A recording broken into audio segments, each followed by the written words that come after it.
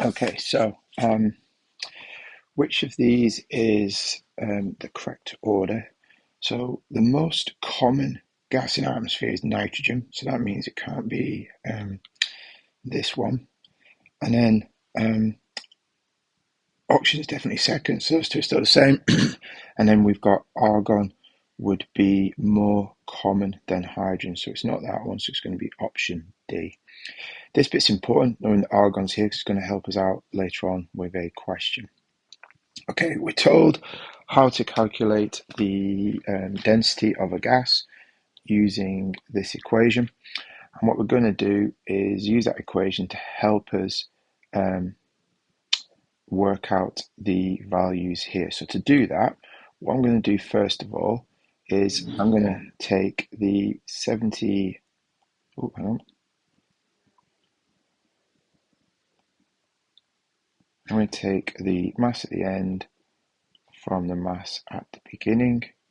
So I've got 79.10, take away 78.639, and that's giving me 0.481. And then that is the mass. So we do mass divided by volume. So it's 0.481 divided by 250. So let's do that on my calculator. And I'm getting an answer here of 1.924 times by 10 to the minus 3, and that is grams per centimetre cubed. There's 2 marks, 1 mark for doing that bit, and then 1 mark for working out the final answer. Okay, carrying on. There's an error in the way the students have used the volume in the calculation. Identify the error. So the problem is that this part of the container is filled with air, and as you saw higher up, air contains argon. So although they're using this bit, they also need to take into account the total volume of the flask. So what I'm going to say here, the error is that the total volume of the flask must be used in the calculation. So we have to go for that full volume.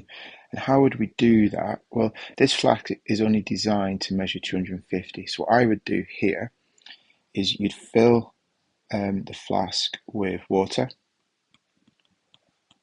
Fill the flask with water and use a measuring cylinder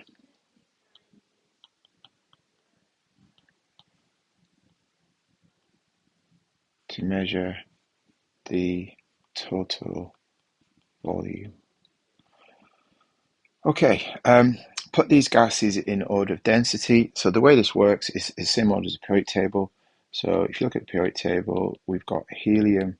I want to increase in density, so the least dense of those is helium. Then you've got neon. Then you have got argon, and then you have got krypton. And then last little bits here, much of the carbon dioxide was dissolved in the oceans. This led to the formation of dolomites. We've got this chemical being formed here. Complete the ionic equation. So what I need to do here is I need to add the ion to this, which is magnesium. So it says it reacts with magnesium ions. So magnesium ions are Mg2+. Make sure you remember it's 2+, it's in group 2. And then all I need to do then is balance the equation.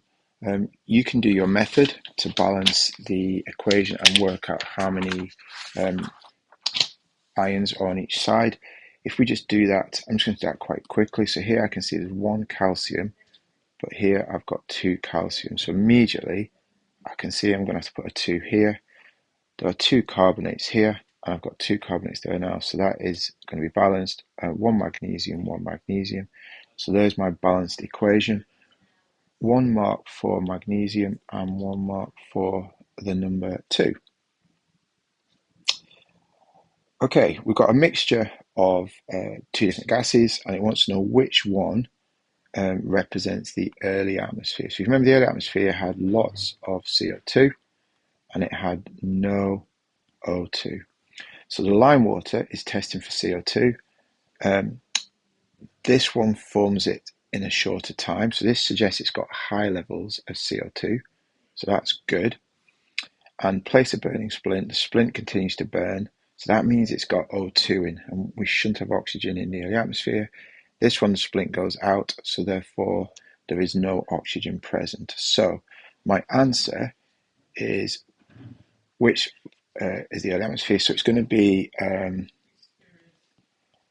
mixture Q. Reasons why. First reason is the lime water goes cloudy very quickly, meaning lots of CO2 present. And the second issue is the burning splint goes out, meaning no O2 present. Okay, 2 marks, 1 mark for each of the bullet points. You don't get a mark for saying mixture Q.